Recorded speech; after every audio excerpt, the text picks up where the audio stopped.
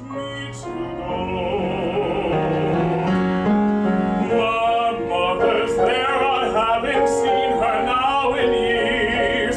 So I sent her a letter saying I'd be with her soon.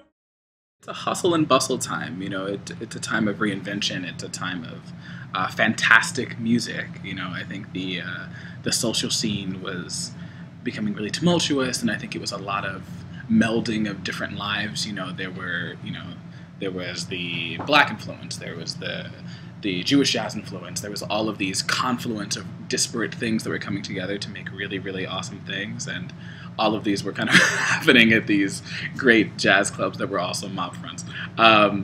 So yeah, I think it was just a really incredibly tumultuous, multicultural explosion of a time, and I think it's really cool.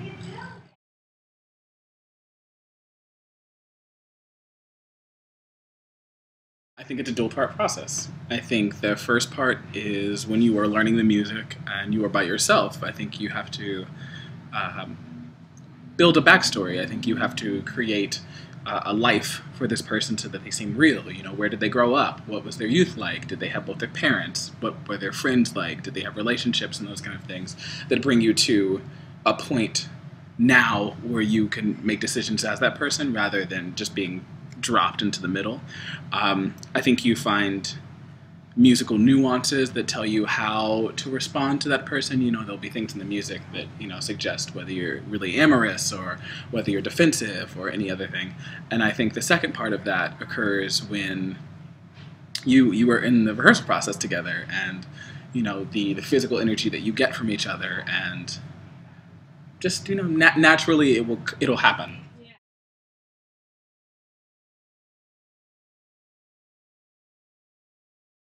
Favorite moment so far? Last summer, I was a young artist with the Glimmerglass Festival, and I got to meet a lot of really, really fantastic, famous singers. I got to have a masterclass with Dolores Zadchik. I had a private coaching with Eric Owens, who was a fantastic individual, and I think the best moment of that summer was a production we did called Lost in the Stars, and it was an emotionally draining, incredibly powerful, beautiful musical experience. And I think there, in your performance career, you come across experiences that change who you are and what you do as a performer. And I think having been in Lost in the Stars was one of those. I think it reaffirmed a lot of things, and I think it made me think more critically about why what I do as an artist is important, and why art itself is important.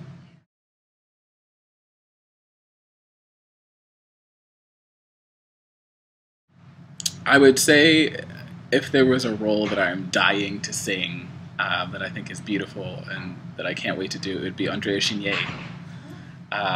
It is a rock star of an opera, and I would absolutely love to sing that.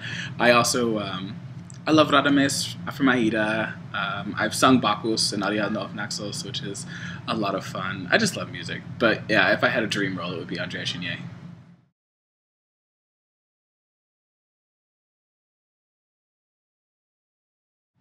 He's very likable.